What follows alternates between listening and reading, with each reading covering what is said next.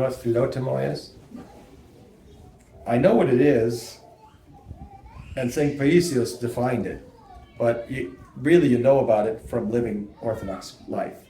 Now, I know that I don't have much of it, but I know what it is because of like what I've said, reading the scriptures, reading the services, reading the lives of things, you just know what it is. You sort of know what the mark that you're aiming for. And you know it's way beyond you, but you can still reach it. Absolutely, we're going to reach it. Philotimo is the reverent distillation of goodness, the love shown by humble people, from which every trace of self has been filtered out. Their hearts are full of gratitude toward God and their fellow men, and out of spiritual sensitivity, they try to repay the slightest good which others do to them. So that's Philotimo. Philotimo is when a person is basically being saved and becoming like God.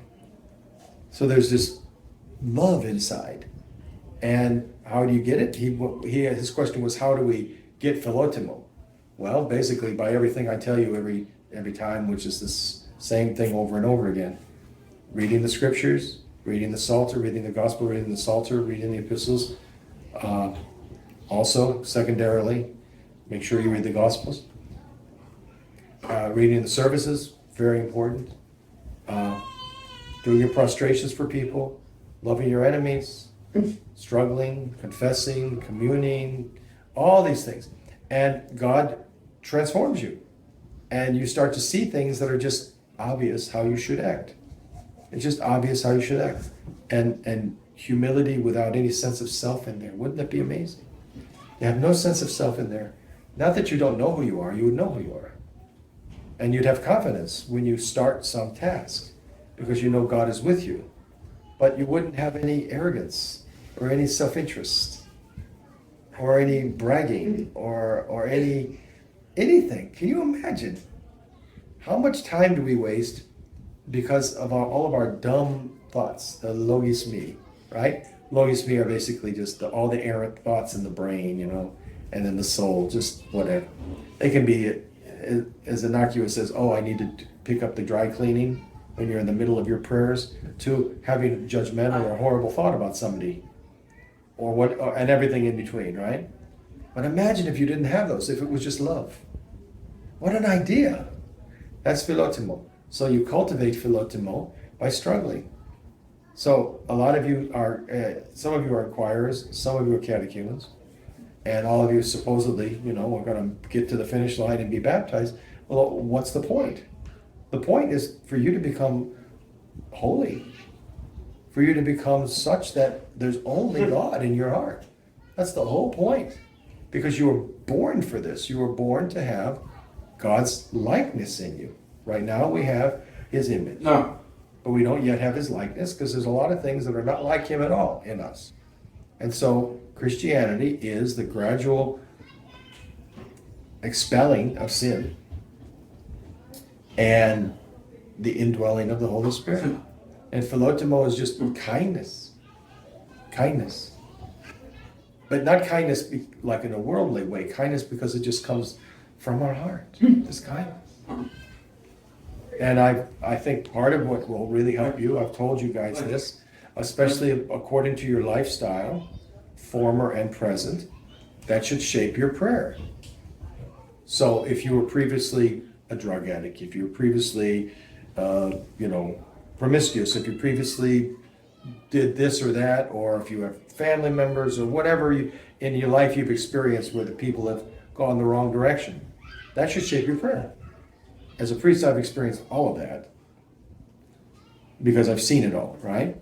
So I have these lists of things that I pray for. People who've had abortions, people who are drug addicts, people who are suicidal, et cetera, et cetera.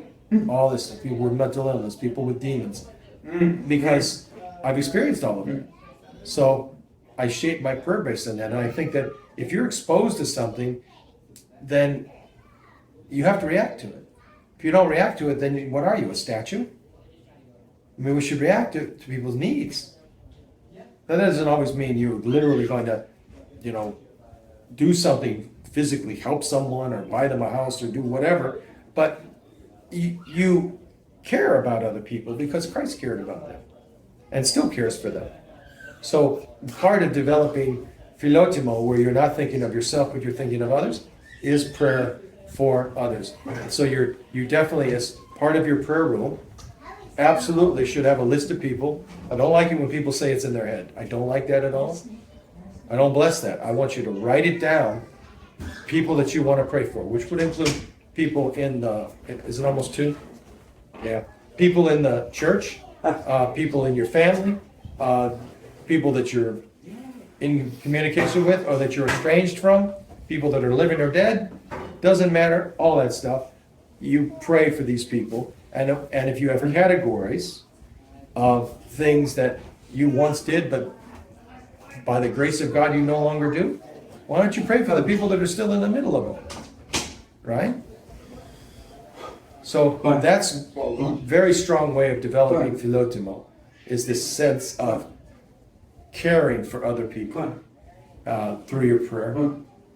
Absolutely, you should have a list of people to pray for. Very long list. In the beginning, it doesn't have to be so long. Mine's gotten super long, but that's because I've been around for a while, and I've got Daniel's list, and that's super long, and but it's always been a kind of a stepwise refinement, getting a little bigger at a time.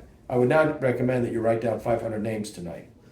You're not going to do it, or you're going to do it once. But I definitely think as God moves you, you should pray for people. For a while, I was praying for a woman. We were in Germany, and we got on a train, and she was clearly a drug addict, right? She was dirty and cold looking. She looked cold because it was a little cool.